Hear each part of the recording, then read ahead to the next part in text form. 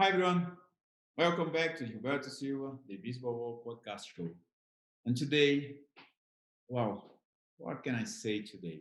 Because I have a very special guest. This guy is a legend, but apart from the legend, the football he was in the past, the true champion. He was my idol, and he's still my idol. He's still my idol. But also, he's a fantastic man, a fantastic person, and I have this opportunity to meet him a few years ago, and now I have this fantastic opportunity to speak to him. Ruud Gullit. I Good. hope I Thank you pronounce. very much for your invitation. We Yeah, spoke each other so many times off the pitch now. We travel around the world. Nowadays, we can't. yeah. It's impossible. I had the opportunities to be with you for a lot of times also in Brazil during the World Cup to see your country, where your football is coming from. So it's a pleasure for me to talk with you. It's my pleasure, Ruud. That's great, because grew up in Brazil watching play for AC Milan, that fantastic team. Now this is honestly, it's a very special occasion. Despite the fact we had an opportunity to speak together, but just asking, some curiosity I have about about general things. I will ask you. It's a basic, natural conversation, but it's very special. What I'm gonna ask Rudy. We've been together a few times, but this sounds a little bit different, but.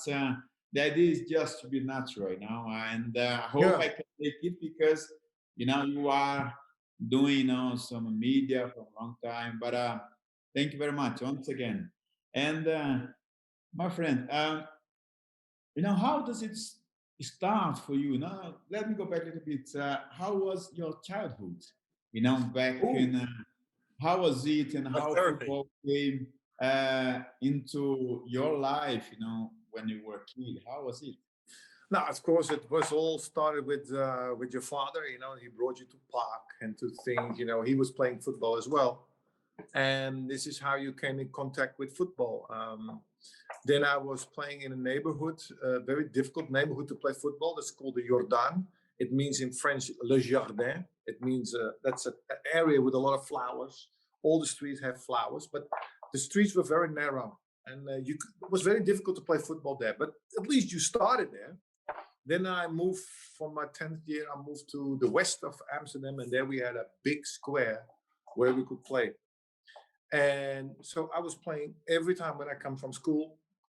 I went to the square, playing football the whole time. That's also where I met Frank Rijkaard also. So we met each other in the tram because we both had to take the same tram to go to school. So that's where how we meet each other. Oh, And wow. we said, Frank come Rijkaard. to, You know Frank yes, Rijkaard since you were 10. yes, Wow. 10, 11 years old. So therefore we moved and said, okay, come to the squares, close by. And so that's why we played football every day. So this is how I got in contact. Then I had the opportunity to play for an amateur team. It's called DWS. And that was one of the major amateur team in Amsterdam. And they asked me to join them. I did that. The same with Rijkaard. Two of us, we went to that. And, people just noticed us. And we were playing well. And from there, the National Federation of Football asked us, invite us to play some friendly matches in order to see if we could cope with that. So we were selected, and that is how the old ball started to roll. And it was a very beautiful adventure. It was a long adventure. I had great time. I also had downs because we didn't qualify a couple of times for a tournament, and not the World Cup in Mexico, not the European Cup. So we had a couple of times that we didn't qualify with a generation that was okay, but was very young. That's good. No, I noticed the similarities between you growing up in Holland, playing the streets and square, like myself in Brazil. Yeah, Because basically I was there on play together with friends and cousins yeah, on in school. also on the street. I think this, this possibility to start on a different surface. Yes. For me, was very, very important. Grow up free to Yeah. create the way you want to play football, or you want to practice football, creating your own rules. Was great. Oh, and you make your own rules, because the guy who owned the ball, he makes the rules. Exactly. It makes him how long you play, because he will continue playing till he wins, and then he has to go home to eat. Yeah. Yeah. Whoever owns the foot was like a king. Yes, he brings the football is the king of the castle. So therefore, that was funny, and so therefore, it all starts there. And I remember when I was young, also when I was a little bit older, I saw the World Cup in, was it 82 in Spain? That was in my opinion, one of the best Brazilian teams ever. Yeah. Okay. I remember to see that team, and I thought to myself, oh my God, this is a team that I want to see winning a World Cup. And I was fan already of Zico. Somebody gave me a shirt of Zico also. They said it was his shirt. I don't know, because in those days, you had no name on the back. You only had a number. But I was watching all these players in those times, and I thought, oh, that is what I want also for myself. But the unfortunate thing for Brazil, they didn't have a striker. Because in the previous World Cups, if you see in all the World Cups that Brazil plays, they had always the best striker. Yeah. Pelé. Yeah. Yeah. Then they had Ronaldo. Yeah. Yeah. Mario. They always Sure. won. They won Sure. always with good strikers. Then they Yeah. won with Romario. Mario. Yeah. Bebeto. All these good strikers, always when they had good strikers, they always won a World Cup. And the only tournament they didn't have a great striker was in that World Cup. The rest was fantastic. And I was sitting there, and I was a fan of that Brazilian team.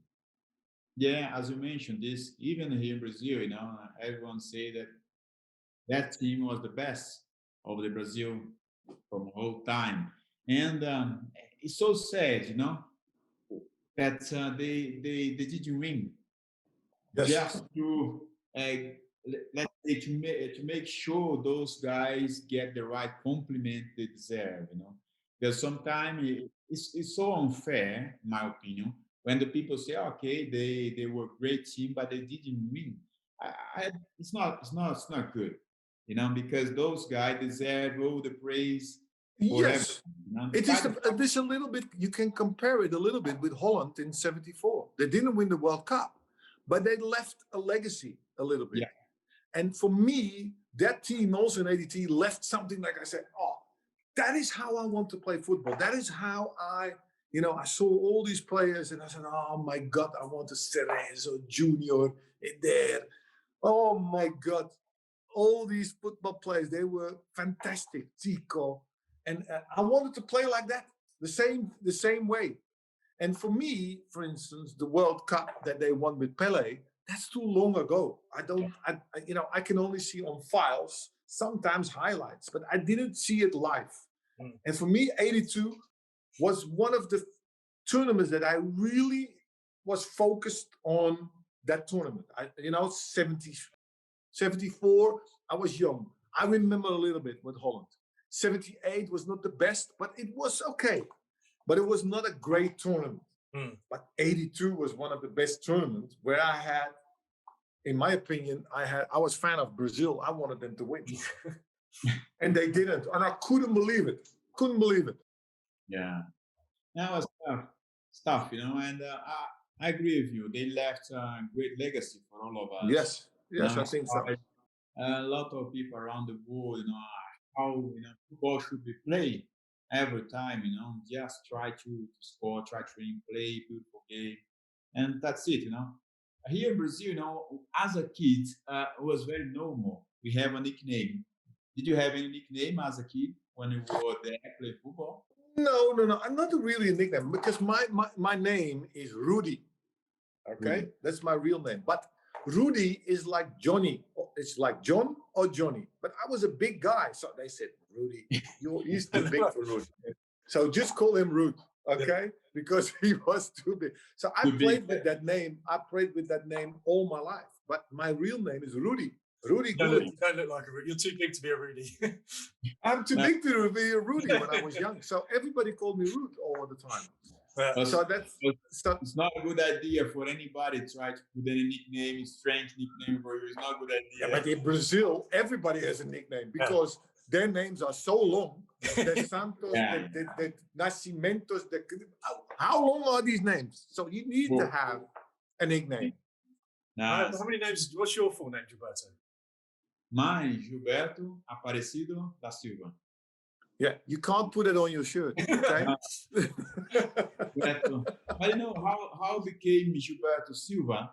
My first club here in Brazil, América Mineiro, we call it. And 1997, we were playing second division of Brazilian Championship. There was another Gilberto. He was a goalkeeper. And to differentiate me and him, they introduced my last name, Silva. Until then, was only Gilberto. But then he came, he was goalkeeper, I was on the bench. Now he got the preference. Okay, but that's not bad. Gilberto Silva is nice. No, it's good. Because on your Arsenal shirt, you had Gilberto on your back, right? And on your Brazil shirt, you had Silva. Is that right? Yeah, but it was quite long, to put Gilberto Silva. Yeah. Talk about It's really small writing. Yeah. You know what the funny? I was asking you also. Yeah, I've been into Brazil. I've been to matches. I've saw some matches in Sao Paulo. I watched a derby. I still don't know who was playing, but it was. But the thing is, how hot is it in Brazil? Okay, I saw them going for 20 minutes full, and then it was too hot. It was almost impossible to play. High grass also. And the thing is that people are so passionate about the football, but it is difficult to play under these circumstances where it is too hot. How did you cope with it? Because I know to play under a certain heat is okay, but sometimes it can be too much. Yeah. No, it's hard, Rudy. People, especially European people, don't really understand when, because they start to compare the pace of the game. Oh, Brazil, the game is too slow. There is a way to make it faster. I say, okay, if you go there and support the heating, it's fine because it's too hot. This is one problem, to have a fast game. But even though by this, people, we adapt to it because we were born here. Yes. We have no other way. The other hardest thing is the logistics in the culture. You came here in the World Cup. I don't know if you have an opportunity to travel around. The country is massive. It's like a continent. It's unbelievable. It's incredible. If you have to fly from south up north or vice versa, it's a nightmare. And most of the clubs, when they play the first division Brazilian Championship here or second division, not many of them fly private. This is another.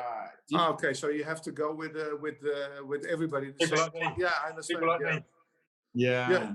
You have to stop by somewhere to make connection. You travel as a normal citizen. So it's very hard because normally if you go, let's say, from one place to another, take 1 hour, take 3-4 hours to get there. There's another complication you got. But we adapt to it, But there's no other way. We train, in this circumstance, and we learn how to cope with the heating. Sometimes the grass is not. It's like this. It's high. Some friends used to say, in the past, when they went to cross as a right back, now he received the ball, he was running. When he crossed, a rabbit just flies. It was too high. Yes, it's true. I saw it, and you know what I saw also? That was also funny. I was with this derby, and there is always some moment. There is always tension on the stand. Okay, Yeah. people get a little bit tension. On the moment there is something going on, immediately the police come with a shield, and everybody's immediately sit down and nobody continue.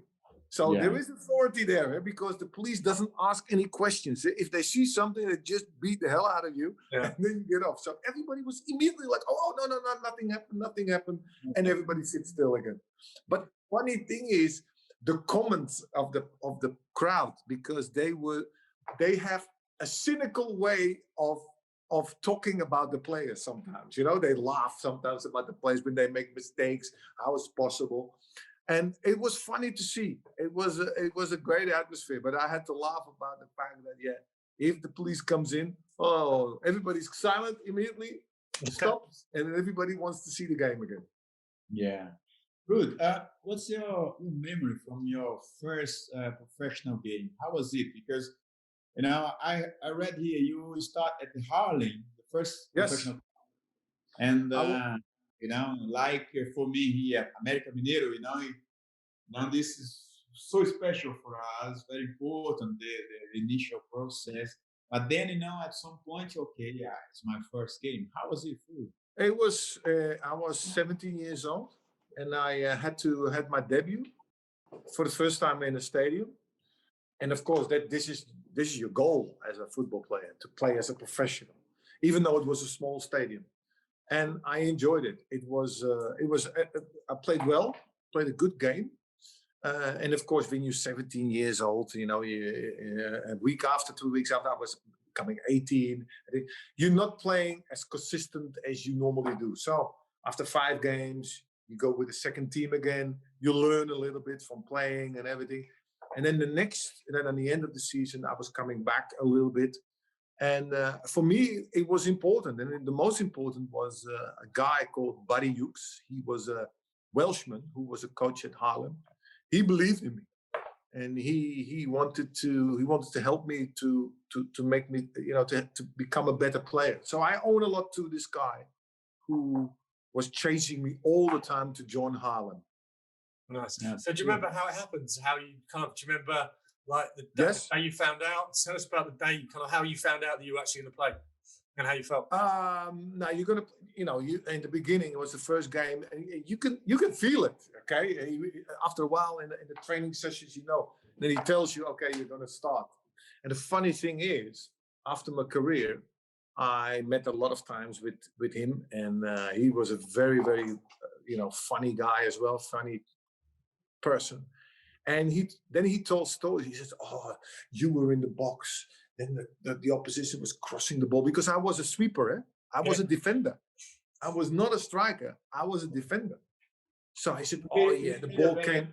Move than me. I was played for Wood and came back. Yes, but I was a defender. And and then he said, "Yeah, the opposition was crossing the ball, and in the box you were playing. You get the ball on your chest, and you just played easy and like this." And I can't remember one of these things, but the thing in their mind, it was like I was amazing, and I can't remember those things, because you are so focused on your game. You try to do as well. You don't think so much of the team. You think in the beginning most of your own. Your own performance. It's too early yet to do that. I guess much too nervous. You're just concentrating on don't fuck up. No, yeah. Of course, because it's very difficult, because later on, when you become older, when you are talent off, that's where you start to think about the team effort. And that comes later. And then you think, okay, you need to help your players, you need to help the team. If you're not in a great shape, you cannot continue dribbling till you lose the ball. If you're not in a great shape, then help the team. Just, try to tackle, try to get the ball back, give it to the ones who are in form. And that comes all later. You mentioned being a sweeper, because obviously you can see I'm a Chelsea fan. Yes. As is my son. His bedroom looks like the Chelsea megastore is thrown up all over it. Because you started at Chelsea as a sweeper, right? Yes, after my career, I wanted to go back to my roots. I always had to adapt myself. I played as a sweeper, midfielder, right midfielder, right winger, and as a striker. So therefore, the good thing is that for that reason, I am good in FIFA Yeah. FIFA games, E-team. Right. I've got a bit of a favour to ask you once you finish the podcast. So my son is a FIFA You mad. you see my team? Oh yeah. Oh, yeah. You're a FIFA team. A team Gullit. So I Nice. wear it all the time. So that's why I'm good in that, because I played so many different positions. Yeah. And I had to adapt myself, learn a lot. And that's what you do. And that's why when I came back to Chelsea, I wanted to play as a sweeper again. Yeah. Because then you moved up. Was it Glenn Hoddle? Was Glenn Hoddle the coach? Glenn, yeah. Yeah. And it was funny. I was playing with Glenn and in the beginning, and I remember one of the first games and everything. You know, when you play these games, in those days, England was playing still the long ball. So I can see with the experience that when a long ball goes over a striker, I know. So then I took the ball on my chest and then I played it to my understopper. So halftime, Glenn comes to me, he said, Rudy, I know what you tried to do. And it's okay, but not here, not this Chelsea. Please, Rudy, can you play in midfield for me? Because you bring my players in difficulty. Yeah. And I said to him, okay, I have to adjust myself again. Yeah. So therefore, I had to play in midfield again. You know, you mentioned two things here I catch from your words, you know, the beginning with your father and then the coach that influenced you, you know, to play football and gave you, you know, a good support. Before them, you know, for example, the coach, for example, you have any doubts about, am I good? You know, I'm okay. As a coach? No. Before he mentioned to you, you know, give you the support. Oh, I believe you and help you. I have to position like this. You have any doubts about your game? No. Because at the beginning, you know, we face a lot of difficulties. And sometimes when we are young, sometimes you get, you know, not everyone are 100% sure that this is what they want. They are going to do everything to. I understand. No. I had a goal immediately when I was young. And I made also from an odd situation. I took advantage of a certain situation. Because in my days, I was one of the few black people who was playing in a team. So most of my teammates were all white. So if you stand out, if people see a black player, only one black player, they look at you. And I knew that. And I said to myself, okay, I stand out means I have to be better than the rest. Because if I make one mistake, they will say, that black guy can't play football. Or that black guy is not good enough. So I knew that because I stood out, I have to do always more my best than the rest. That attitude helped me during my whole career, always try to be better than the rest. And that would be also with a guy who's red. When he's a red-headed, and people will notice him. If he's good, they will say, he's a good guy, a good player. Only because they noticed him. So from that situation, I took a lot of advantage, always asking more and more and more and more from myself. You have, you know, your first club, you know, some players you have seen, you know, from your generation at the beginning at Harlem. You may see somebody, good talent, but then in the end, they didn't have, like, for example, the career you had. Yeah. You know, as I have the same experience. In your opinion, what is was the key factor for them? You know, if you can say something like this, or something we may, I don't know if it's correct to say, but something that you have done, maybe you see that they miss something more they should have done in the past. I understand. Sometimes, you know, when we were playing on the streets, everybody was the same. You know, you didn't see any difference in anything. Maybe other people who was looking from outside, it was. The thing is with talent, it's always what you want to do for it. The talent itself is not enough. You need to work it. It's like a rough diamond you get in your hand. You cannot sell a rough diamond or whatever. You have to polish it. You have to sharpen nice and shiny. That's a lot of effort. That's the same also with your career.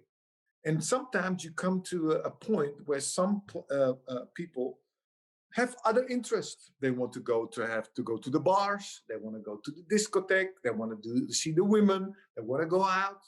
And when they were doing all these kind of things, I was staying at home, and I was just already living almost as if I was a professional, because I had a goal in my head. And I think that is the difference. How much do you want to do for it? And I say that to a lot of talents. I said, you can have a talent, but there is always somewhere a boy that maybe is less than you, but he does more for it. He lives for it. He works hard. He does extra work. He goes with a coach. He says, coach, can you teach me some technical stuff? He does always something extra.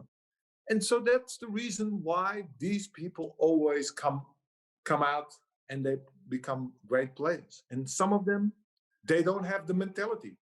They think that it all comes easy, it comes like that, and it doesn't. Yeah. So, and I remember that the first coach always told me, I remember Mr. Barry Hughes, he told me, Ruud, never ever regret something you didn't do. Never ever. Always give everything in order to make the best out of your career, because if you don't do it and you regret it, you can't come back. Yeah, it's a true story. There's also the other saying, which is hard work beats talent if talent doesn't work hard. No, yeah, exactly. You have to do it yourself. And how much, there's always somebody, somewhere, another guy who works harder than you. So therefore, you need to put effort in your game. You need to polish it. You need to do extra. And it will come. It will come by itself. And I tell that to a lot of young kids in school. Sometimes I talk with them, and but how much hunger do you have? Yeah. And of course, what are you prepared to sacrifice for it? Yes, and that's why a lot of kids from poor neighborhoods, poor backgrounds, they strive. They have that goal, that hunger, in order to do it. Yeah. And in Brazil, you have a lot of people who come from poor areas. I come from a society in Holland. We are all, it's small, it's a rich society, and there's a lot to do. And for that reason, sometimes, we get it. Even though we have a lot of talents, because we are very proud of the fact that the talents, but most of the times comes to the mentality. Too easy, too easy. The life is too easy. And when you come to the best talents in the world, they all come from a background that is difficult. They know how to fight and how to get out of struggle. Yeah, because it's Gilberto, you talk about that quite often, because obviously you gave up football to care for your mum and then went back to it when you were a bit older. Yeah. I won't tell your life story. I'll let you say it, because that's interesting. Can you imagine that's a lot of offer to do it? No, it's as you say, the mentality is very important, to have a goal and then know exactly where you want to get. I came in my first club, America. I was 16 years old. I did a try and pass. Everything seems to be perfect. Okay, I was like in the honeymoon. Having fun, but it was hard, to cope with the mentality, because I come from a small town, come here to the capital, and to a mentality from my village, and was a bit strange at the beginning. But then after 5 months, the family was in difficulties. My mom was ill, and I felt by myself that I had to go back to work and help family. I have 3 younger sisters, and as a boy, the only boy. You are the master of the house. You have to take care. As the only boy, I'm the older at home, the older son, and decided to go back. And for 2.5 years, I worked in a sweet factory. No. And, yeah, for 2.5 years, from basically 16 and a half, something like this, until 19, I was working in a switch factory and play amateur football. Oh, you still play then every Sunday? So you still play. Yeah. But how did you get back again to professional football? How did that happen? Yeah, this was, one thing you say about no regrets, about anything. When I complete 19 years old, I decided, listen, that I want to go back to football. Things at home just settled down. Okay. My mom was better. Thanks God, she's still alive. And I made my decision. I left the factory in December, more or less, not back in 1995. And then in January, I did all my training by myself. I didn't have any personal fitness coach or manager, nobody to help me. I just did by instinct from what I've learned in 5 months I stayed there when I was 16 to 17 years old. And for 1 month, I did very hard in the morning. My life was, preparing my body, my physical condition to be part of the team. In my mind, I set up my goal. Listen, I don't have their abilities. I miss a lot of time here. But one thing I have, I want it a lot. I have my goal. I want it a lot. Mm-hmm.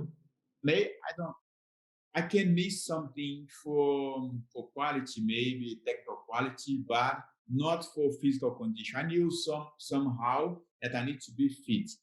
And also the decision to come back was because I didn't want to get the age I am now and look in the past and regret. Oh no, yes, that's the This worst. was very important for me that time. Because if I haven't done that, I would miss these great opportunities. Yeah. But that's unbelievable to miss 2.5 years. That's amazing. In an age where it's the most important thing to play football, that is where a lot of things you learn in that part of your age. So to become the football player you became later is an unbelievable achievement. You realize that, because a lot of people would not make it. It's unbelievable. I didn't know that story. So I have to tell people and youth this story and to say, look, this is how much hunger, if you have the hunger, you still can achieve it. So that's good. You know what the funny thing is also? I remember when he played football, when I saw him, he made me think always of the team of 82, him, Gilberto. He has this face of that old Brazilian teams as well. You have a lot of players. They have his face. And I remember the first time I saw him, it was almost like I saw the Brazil that I had in my mind when I was a young kid. And I remember him and I said, I have to follow this guy. I have to see this. And when he played with Brazil, I said to myself, ooh, this is a typical Brazilian player, especially in the midfield, okay? It was a football player that I admired. So I followed him. And especially when he went to Arsenal, I could follow, I could see him every day. Every week I could see him. But I remember that his face was always the Brazilian that I had in my mind, okay? Because Zico, that's not the typical Brazilian player, the look, okay?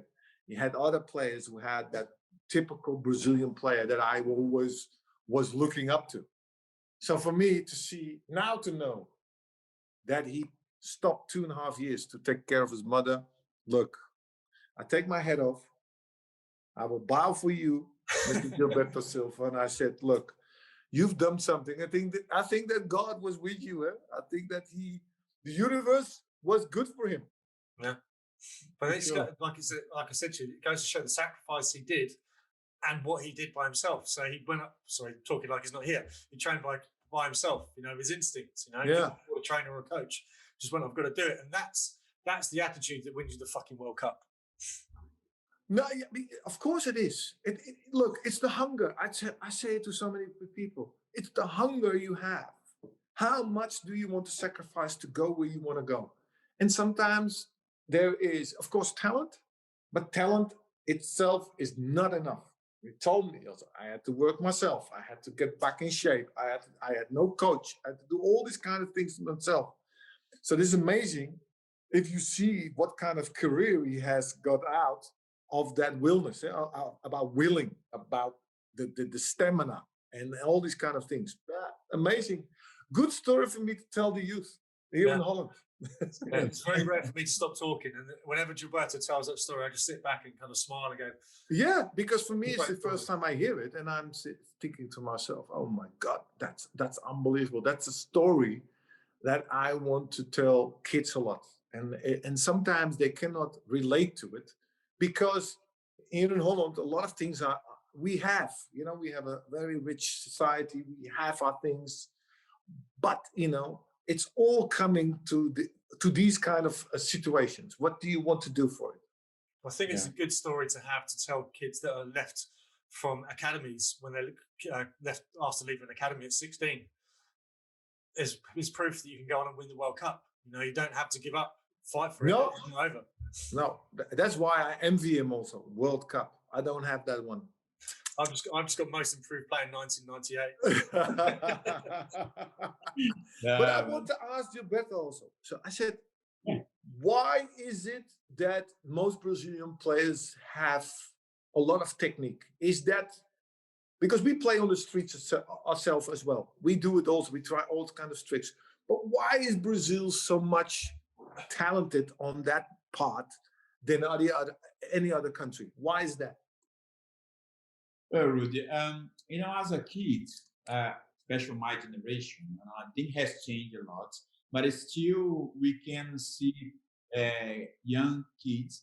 They play out on the streets on a surface which is not very good. Good, yeah. They have to adapt to this kind of pitch, because they want to play football. And in the past few years, one thing that has happened here in Brazil, because the bigger cities are become bigger and bigger, the small fields are disappearing. There's no space for them to play. Yeah, in many places, they are, like say, for the economical part of the society, they are destroying this place and building blocks of flats, apartments, whatever they want. And some of these small fields, like in favelas, in some poor neighborhoods, are disappearing.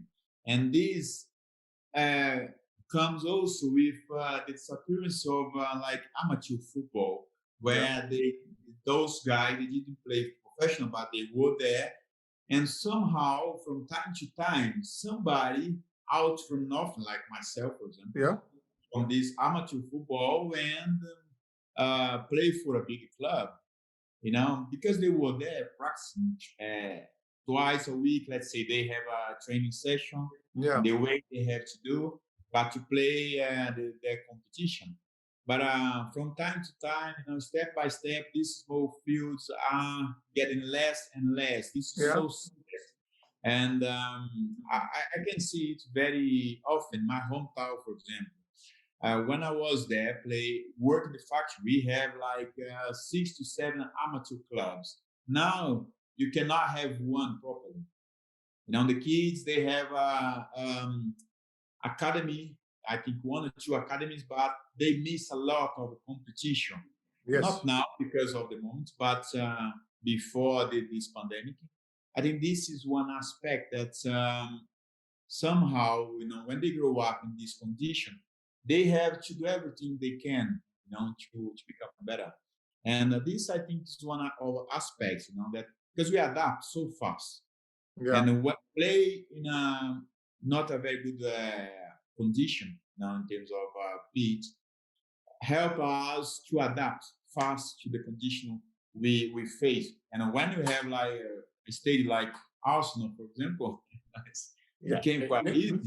I remember also, I played on the worst pitches in the world. Echt world. And if you see these pitches, they were horrible. And the thing is, we played. And if you can't play on the ground, you have to play in the air. You just keep the ball and not on the. Okay. And so you adapt, like you say, you adapt to yourself. But nowadays, here in Holland, we have a lot of plastic turf. What the hell is that? Plastic. And now at least they understood that, you know, you can't play on plastic. Here in the highest competition here in Holland, Eredivisie, there are teams that play on plastic. It's impossible. What kind of football is that? Is that because the weather gets so cold? Snow. Look, for amateurs, I can understand because you can always play. Okay. And there's less damage on, but for the professional clubs, everybody should play on just grass. Okay, that's what it is. And a lot of teams now, they come back from it because there's so much things against it that now a lot of clubs change it again to grass. And the thing is also why they did it is because for a professional club, when they have plastic turf in the stadium, they don't need an academy because they can always train in the stadium. So that saves them money. But when they save money, with the money they save, they buy new players. Now they have so many players, okay, but they have no good pitch. They need nothing, all the players to play on. Yeah, so therefore, it you know, but we want people, you know, them to play again on difficult pitches. And I understand when you have difficult pitches, you have to adapt yourself, and that makes it, I think, the technique better. Yeah. Stamford Bridge's pitch was awful, wasn't it? In the beginning, but then later on it was fantastic. Yeah, I played on pitches that was awful. Sometimes not even grass on it. But you know, you were not moaning because you wanted to play football. Who cares about the pitch? The worst part was when they suspended the game because of the pitch. Oh, when I was a young kid, my whole weekend was ruined because I couldn't play. It didn't matter if it was frozen, if it was snowing. It didn't matter. I wanted to play football. Amazing. Yeah, no, this was so important for us, you know. We didn't care about the condition, just want to have fun and enjoy it. Yes, that's what you wanted to do.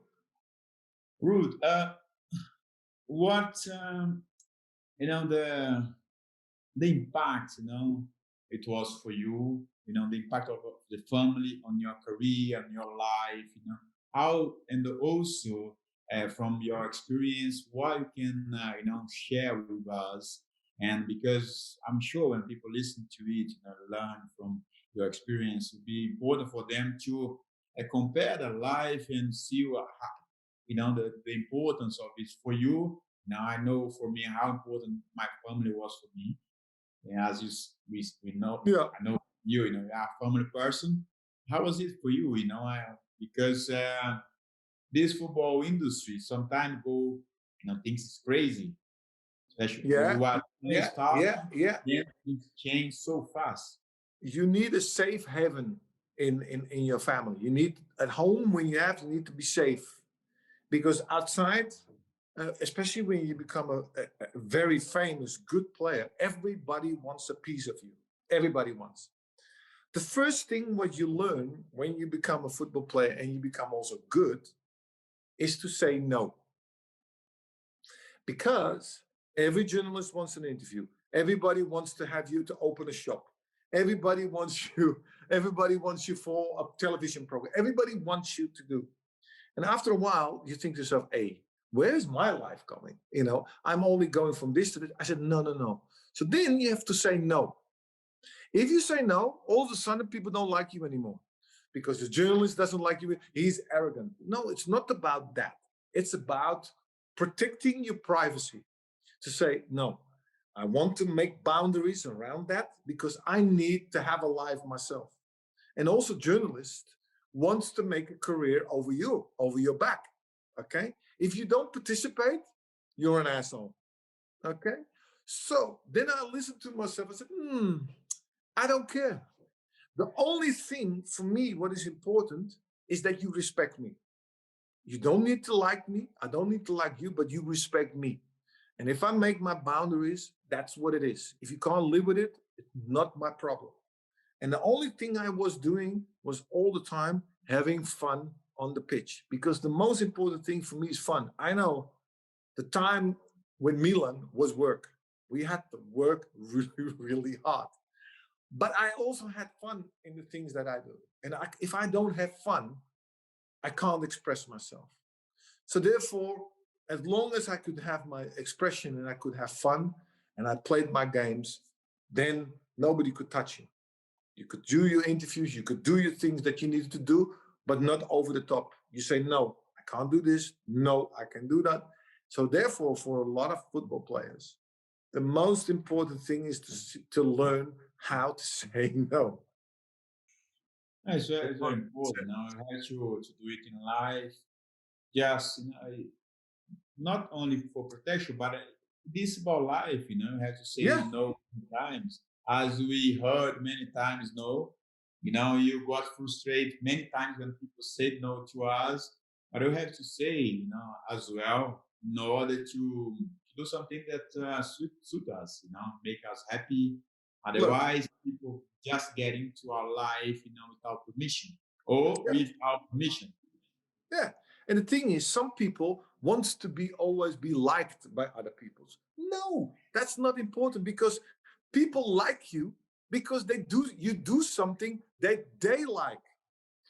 It's not what you like. No, they like you because you do something. Oh, this is a nice guy because he did this and this. No, it's about I want you to respect me. I cannot do all the things you ask me. Maybe I can do one thing for you, but not all the things. And if I say no, this time I can't do it. I have other things on my mind. Okay, you can be angry, whatever, but at least respect me. And that's what you need to learn. And also don't take notice of what people say about you. It is not important. It is not important. It's you have to be of Teflon. It glides off your shoulder. All the critics and everything glides off your shoulder. Just just be relaxed in your own cocon of your family, your friends, and that is important. Choose your friends very carefully during your career because you know there's a lot of sharks around you when you're a good player. They all want to make something and money out of you. They all want to use you. So be careful. No, it's important. It's important because there is a lot of challenges. We, growing up, play football. As long things non develop or not, we face a Yeah. lot of challenges. It's very normal. But challenge in there, not only on the pitch but off the pitch as well. Oh, But yeah, you have to oh be yeah, I know. I saw them every all the every sharks around me. every day. What were the biggest challenge you face? Growing up, play football in the clubs you played, different clubs, different mentalities, culture as well. The challenge is that when you reach a certain level, is that to keep that level. That is the most difficult part of being a football player because you can't be 30 games all the time the same. It's impossible. You have your biorhythm, maybe you have stress in your head, maybe something happened in your family. There's all kinds of things that happen with you, and you are not a robot. So to to continue all the time to retain that level is the most difficult challenge of all. So therefore, you need to all the time take as many rest as you can, but especially mental rest. Okay, the mental rest is so important because everybody have expectations of you. Your fans, they expect you to do all the time the same thing, and sometimes it's not there. There's an opposition who tries to stop you as well. There's a lot of things that's going on. And so therefore sometimes you need to go in your cocon, in your own people, and rest and try to relax as much as you can in order to perform. But to keep that level is the most difficult part. How did you do it? Sometimes it was hard. I remember in 1990, 1989, I had injury. I had to stop almost for 6-7 months. And I had cartilage problems in my knee. And after I came back, I felt that I was different, that something was missing in my knee. Before that, I was very good in free kicks. I could bend it. After that, I couldn't do it anymore because my knee was missing something. So my knee was always trying to, the muscles were trying to keep the knee as tight as possible. So I couldn't bend it anymore. So I knew that it was different. And the first thing when I noticed that, I said also to journalists, look, I'm not the same anymore as I was, but I will do my best to be as close as possible. That takes the pressure off, because otherwise the expectations are too high. After an injury, it can be very, very, very difficult to come back at the same level. Yeah. Sure, you had knee problems as well, didn't you, Gilberto? Sorry? You had knee problems as well, didn't you? Yeah. No, I still struggle with my knee, but it's a long way. I had 10 operations on both knees. Okay. Hey. I'm glad. 5, I have the half of it in both. 4 He's got one leg. He's got 5 legs. I had five during my career. Mamma mia. No. I had 3 during my career and 2 after. And then I had then after that, my left knee, 5 operations on it before I get it. Now, knock wood, I'm okay. I cannot run anymore so much because, it's like there's no cartilage. I have no pain. I don't have that. But I know that, I kind of run in it. And for me, sometimes I see images of myself of the old time, and I said to myself, was that really me? Because I don't remember anymore how that feels. Yeah. So I don't know. I have no clue how that felt. It's horrible. Saying that, for example, you when you look, and of course, somehow, automatically we compare just a little bit, and sometimes quite nostalgic for us back and see now things we did so easy, and now things has changed. Of course, having many surgeries is not so easy. No. I had a few and still struggling. How have you dealt, over the past years, with the frustration you got, because when you get frustrated, as a football player, the mentality, we always try to find, a good way to overcome the frustration. How do you do it? I didn't have any frustrations. I had a good career as a football player. I was happy with what I'd done, so no regrets. So everything went well. I was happy, and the only thing is try to say to yourself, okay, now, because professional sport is not healthy. It's not. There's always something, because you squeeze your body so much in order to perform, and that can hurt. Sometimes some people have hip problems, some people have knee problems, some have ankle problems. There's always some problems that you get after your career that you feel. You come in the morning and you think to yourself, my back is that, it hurts here. Would I do it again? Of course, I would do it again. If I have the opportunity, I would do it again, because there's nothing better than to play football. And this comes with the territory. All the injuries after that is normal. And the worst part is what I hate, that the small players never have anything. I hate them. All these small guys, they have no problems, no knee problems, no nothing. I was weighing 90 kilos when I was playing. 90 kilos. This is a lot, because a lot of players of my height, like Maldini, 82 kilos. I had to be on the scale every week in Milan when I came, in order to say, how is it possible this guy have 8 kilos too much? And they measured me with Milan. I had no fat, nothing. And I couldn't understand. Then the year after, Frank Rijkaard came, and he was 91 kilos. I said, okay, leave these guys. They run like hell. Who cares if they are 90 kilos? But that was my weight when I was playing football. And even players from nowadays, they don't weigh like that. Maybe Ibrahimovic, maybe. But not many players weigh 90 kilos. You must have had 5 kilos in your dreadlocks. Oh, yeah, it was a lot. That's something special I could not take out from that time. It's like the trio, the Dutch trio. this team very special.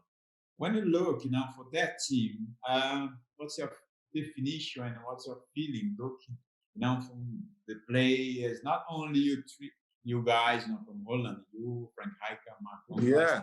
I don't know. I saw a picture of that team. Nice. We were, and also that came out of, it didn't, when we came together, Milan was not as good at that time when we came together. Frank Rijkaard came a year after. The first year it was from Boston and I. And what happened was that I was always a happy guy. I was always having fun and everything. In the beginning, for the Italians, that was difficult because when we had pre-meal, I was talking always talking, laughing, laughing. And the players of Milan, they were looking at me like, okay, looking at the coach. What is the coach going to say? This guy is all the time laughing. This guy is not serious. Then they saw me playing and I said, okay, leave. Okay, this guy is serious. And the good thing was that in the beginning, we didn't sit with each other, the Dutch guys. We sit with the Italians because, first of all, I needed to learn the language. If you learn the language, you learn the culture. You understand the language and the customs and everything in order to adapt yourself to the Italians. And Italy is a fantastic country. Everything has to do with beauty. All the Italians love beauty. They love nice cars, nice watches, nice food, nice women, nice weather. The Italians love everything what has to do with beauty, clothing, furniture. They all make it in Italy. Then the language is fantastic. We compare it a little bit as a Dutchman with the Brazilian comparison with how they speak Portuguese than the Portuguese in Portugal. It's a different way of the Italians, they sing, and the Brazilians, they do it the same. So therefore, for me, it was very much important to adapt myself to the Italians. And if they see your effort and so, they love it. The Italians love you. So therefore, the Italians, they were very serious. And I remember we had a psychologist, was called Bruno Di Michelis. And after my career, I met him. He was with Ancelotti at Chelsea. And I said to himself, how was it when the Dutch go? He says, Ruud, we didn't know what to do in the beginning. We said, what the hell do we have in our house here? And we left it because they thought, after a while, they said, look, maybe the Italians can learn a little bit of the laid back of the Dutch. And in the Dutch learned something of the Italians. And it was true. We learned with the whole of things to be more serious. And the Italians learned from us to be a little bit more laid back and to enjoy what you were doing. So therefore, that combination was fantastic. And I came, of course, at the right moment with Milan, with all new players, also a lot of new players, and of course, fantastic owner with Berlusconi. So therefore, it was the right time at the right moment, and I loved Italy. Italy was the Valhalla of football. It was where the best players were. Fantastic country, beautiful language, beautiful food. What else could I have more? But Milan was serious. Right? If you won Sunday, that was not enough. You had to win the next Sunday. No compliments. No compliment whatsoever. All the time, drilling, all the time. Next week, the whole time. When we won the championship, nice. We are happy. Now Champions League. So all the time, there was new goals every year. And the good thing with that team was that they were hungry every year. There was never a moment that we said, now we sit back, relax, and see what we want. No, it was always the next trophy. And that is hard work. Yeah, it's the same with you and the Invincibles, Juba. Yeah. By the time we talk about that. Yeah. People, the expectation is so high when I achieve some level that the people, if you drop a little bit, people, hey, what's wrong? What's going on? Yeah. And but also the mentality of the players when you are there, one learn from each other. Yeah. This process is so important because example, you were there, make a few jokes, outside the pitch, but when you go there, you will focus and you push somebody else, somebody push you, and and then things work, in the right way. Yeah. How was it for you as a Brazilian to come in England, to come in Oh, London? How was it in the beginning? cold. Listen, was something very, very, very interesting, Ruud, because I came to England. I was 25 years old after the World Cup in South Korea and Japan. Went straight to Arsenal, and coming out to Europe to play was something very special for all of us here. Yeah. Most of, if you ask all the players, everyone wants to cross the ocean Yes. in Yes, of Europe. course. And getting there, on that time there was a lot of Brazilians playing in Italy and Spain, not much in England. No. I was just Juninho. yeah, Juninho, Edu and Silvinho. Edu, yes, Chefi. Yes. Silvinho was there at Arsenal, but just in the past, I think just a few other players. I think Mirandinha at Newcastle a long time ago, and it was great. I had an opportunity to go to other places, but then I decided to go to Arsenal.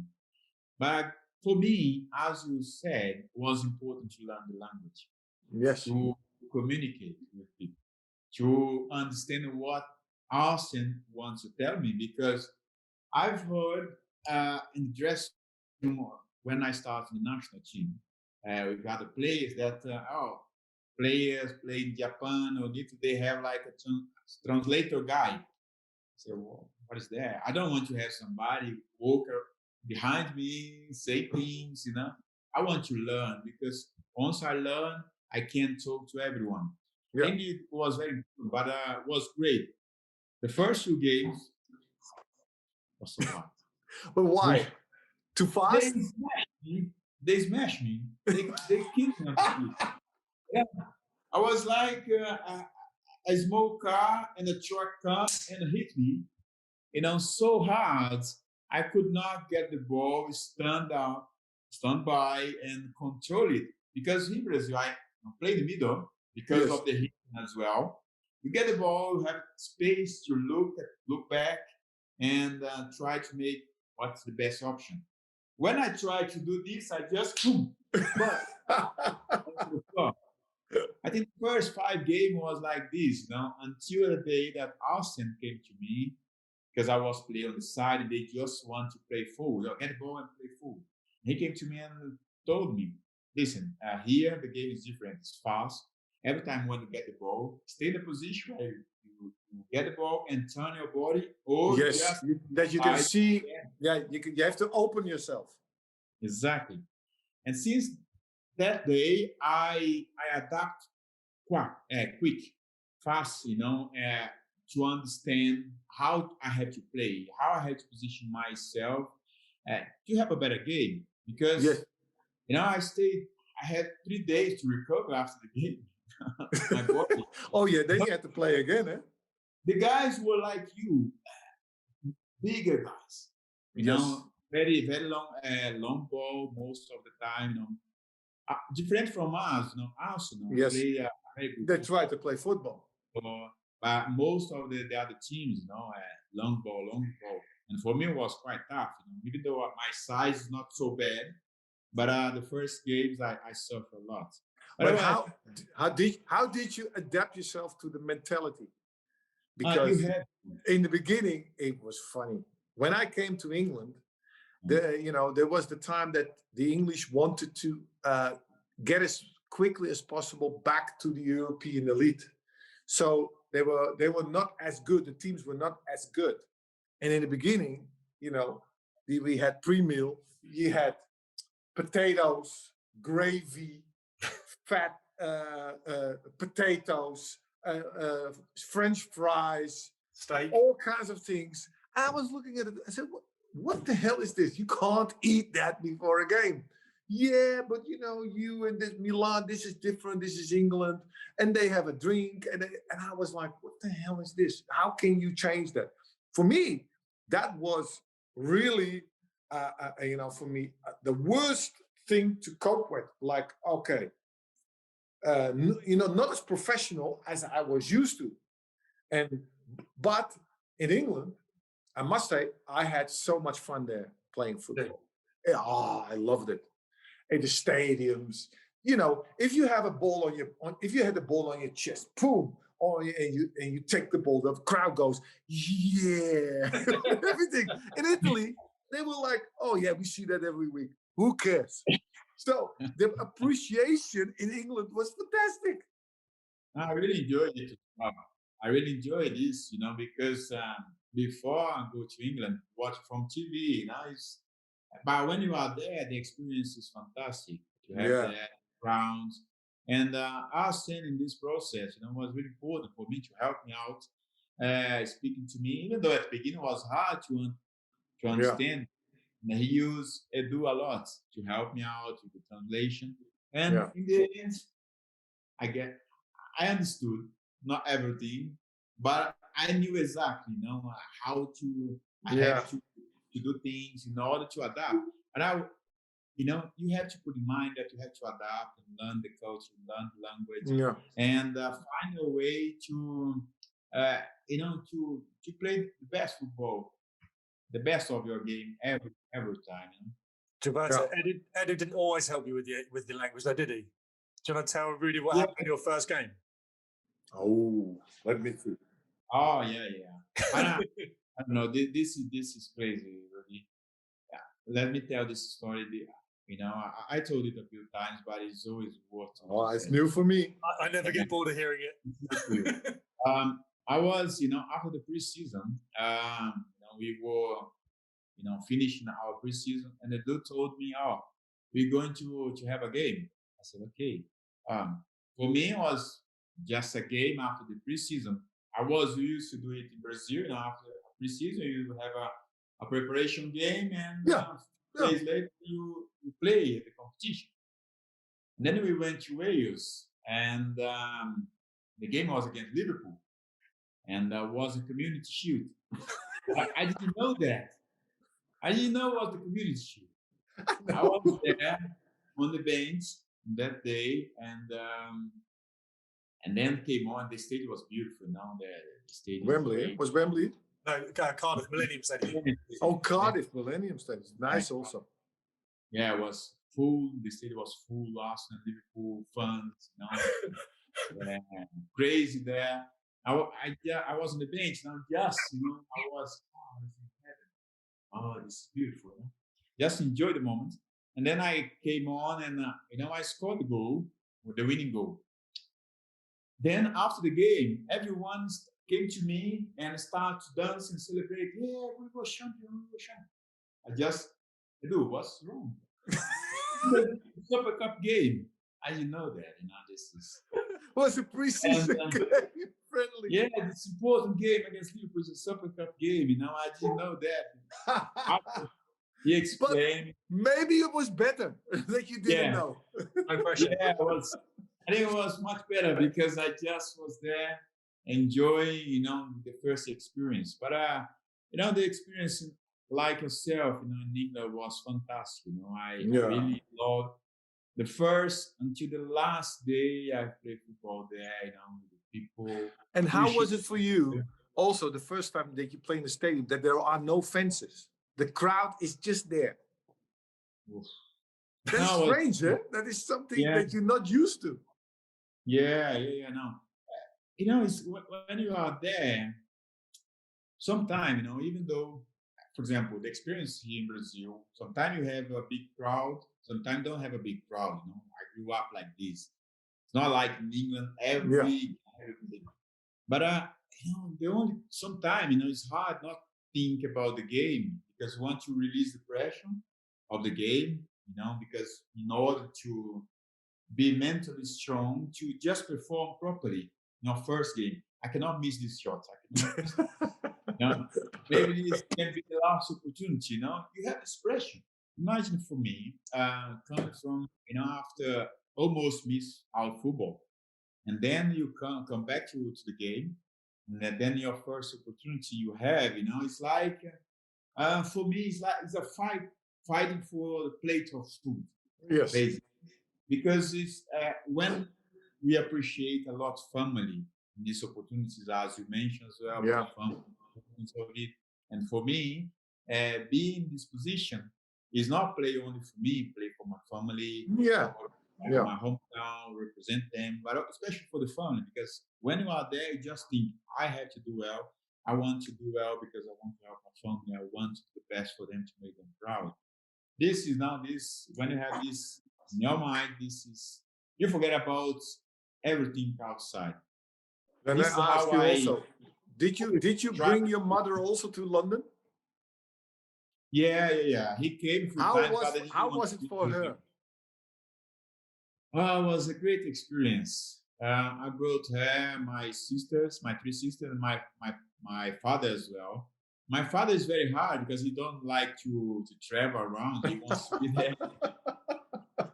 I brought them a few times, but they didn't like much.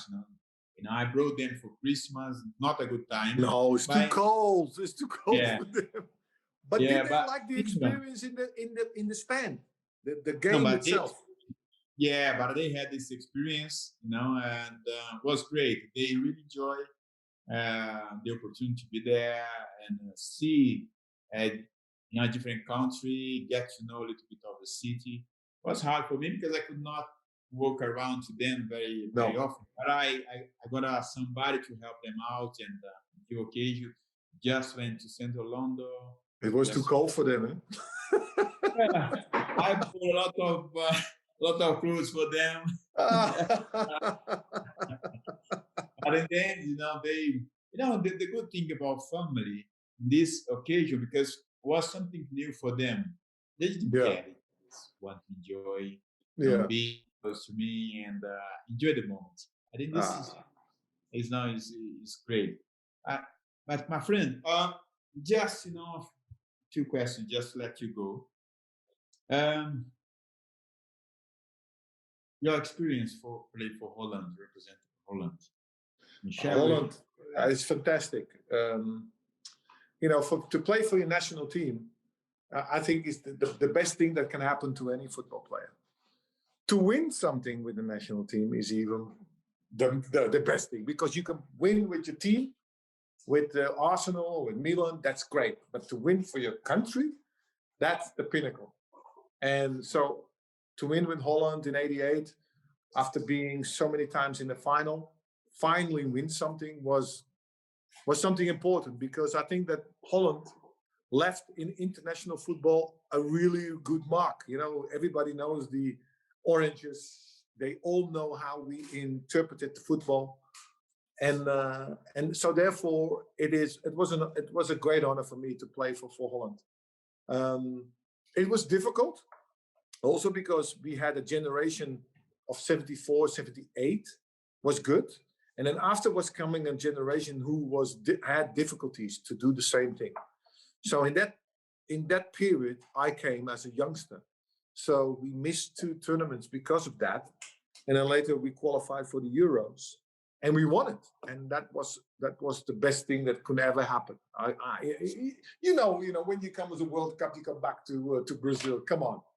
It's a fantastic feeling.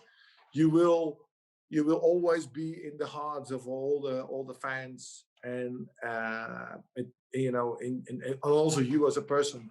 It makes you pride, and to do something for your country. Later on I've been knighted.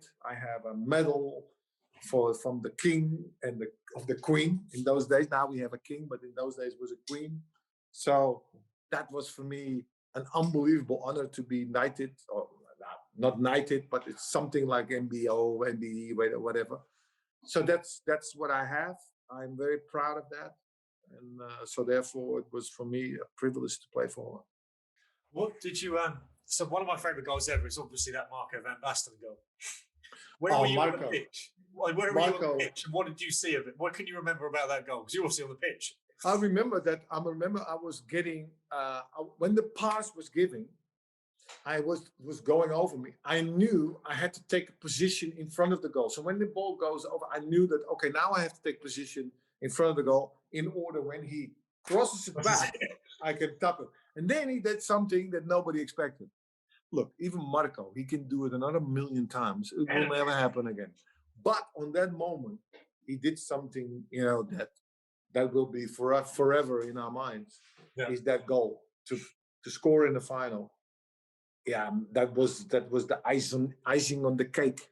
You're still a bit pissed off. You're still a bit pissed off we didn't cross it. No, he has to do it. He was in form. He was fantastic for us, and so therefore I'm very proud of the fact that we did it. Score in the final is always nice. Yeah. And Marco with that goal is it's the best thing, and everybody sees that goal all the time, and that's a good thing. So I'm very, very happy about that. That's good, my friend. What you miss most in football? The locker room, the jokes in the locker room, the preparation for an important game, the walk through the corridor to go on the pitch, that moment, that feeling when you go out of it, that is what I miss the most. The banter between the players, that's what you miss. Yeah. Sometimes when you go in the locker room, sometimes you have that smell of the locker room, you know it. And then comes memories in your mind, like, oh, that was, for me, that is something that you miss the most. Not the training session. I don't miss that. What was the best joke you saw someone play on someone in the locker room? Locker room. What happened once was there was a guy who was how you say that, he was bragging about the fact that he bought a new car, a new BMW. He bought it, but new convertible, whatever, and the car was not coming. Everybody said, "Where's the car?" Yeah, I have a delay and blah blah blah. And, oh, my car, so it would be beautiful, blah blah. So eventually the car came. The guy was showing it to everybody, the car. And we had training session. 2 guys went off training session early because there was a little bit injury. They wanted to have some treatment. So they went to his car. And in the gearbox, there was a little hatch. Okay. They took the hatch off. They put a herring in there. Oh. Then they closed it down. Herring, Gilberto, herring is a really smelly fish. It's a smelly fish, yeah. They put it in there. So this guy was, after a while, was smelling this stank in his car. He couldn't get rid. They were going back to the shop. They couldn't find where the smell was coming from. Where was this? So this guy was traveling in his smelly car. Yeah. Oh, it was so funny. This guy and everybody was laughing so much. Yeah. Where was this? Was this at I Chelsea? don't tell you. No, I'm not going to tell you. Also, what happened also, it was also funny. They did, the Tiger Balsam? Tiger Balsam? Yeah, Tiger Balm, yeah. Yeah, but you had also the transparent one. You had the red one. You had also the transparent Vaseline. Yeah. And they put it in somebody's underwear a little bit. So he puts his underwear on, and he goes sitting like he starts to scratch, and then it starts to burn. But the fun before is more fun. Tears in your eyes, he was so mad. Oh my God. All these jokes. And the thing is, that is the thing you miss, because most of the time you have to be careful all the time in the locker room if something happened with you, Yeah. Players, when they have new stuff, new clothes, beautiful clothes, they go have training, and then people just, with the scissors, they take their trousers. And they just chop off the trousers. Oh, all these kind of things. And this guy go crazy. What are you doing with my trousers? Oh, all these jokes. Oh my God. It was endless. So there's always something. You have to be careful when you are in a locker room. So what happens to your stuff when you put it on? So that is the banta that you miss most. But did the guy ever find out that it was a fish, or have you just exposed and told him the reason? No, they didn't find out because they didn't know where it was. It was stank like hell in the car. Can you imagine with the heat, the more warm it comes, the fish was stinking in his car. Oh my God! I had to sell the car. Yeah. You have to sell the car, but you can't sell the car. It just Nobody stinks of wants fish. the car. Who was the car? The car. Oh, it stinks of fish. Oh my God! So these are the fun. These are the things. It's horrible, of course, But the worst part is, but people don't understand. If you get mad, if they make a joke, that's even worse. Don't get mad, because if you get mad, it's going to get worse. Yeah. You have to laugh about it. You have to take a banta. You accept it and everything, and then you wait for a moment that you can do the same thing with. It's the same. They did it also with Rossi. Sebastian Rossi, a goalkeeper from Milan, he was always very aggressive with the youngsters and things like that. And he was a fisherman. He loved to fish. So il pescatore, they call it, il pescatores, always fishing. So one time they put in his bed a huge fish in his bed. He comes in his bed and the fish stinks in his bed. Oh my God. We were laughing because everybody was in the room, and then you only heard, "Ma che cazzo!" Screaming. And a big fish, a huge fish was in his bed. Oh my God. All these kind of things that makes you laugh. And that is what happens in the locker room. I miss these kind of things. And, we can't go back. But that is the thing that I miss the most. Nice. I'm sure That's the best myself, miss a lot of these jokes. Also, football, the football fans really miss you as well. Thank you very much. A great player, you were a great legend, but the good thing is that we can sometimes be relieved with the old videos where we can see other things. And we do miss you and to see you. But I have a great pleasure to, be called as your friend. Oh, yes, we are. And of course, when this COVID is over, we're going to see each other again. Huh? We have to. Okay? Yeah. It's a great privilege. It's a great privilege. And I want to thank you very much, my friends. You're welcome. Last shots, last conversation. We could stay a lot. We could stay for another hours. But live for another opportunity. Thank you very much for your kindness, for your time. And I wish you all the best this time. Stay safe, you and all your family. You also, with your family, stay safe, okay? And hope that everything will go okay. You with your family, with your friends and everything. And hopefully we see each other very, very soon, okay? Thank you, my friend. You're welcome. All the best. God bless you. God bless you. Goodbye.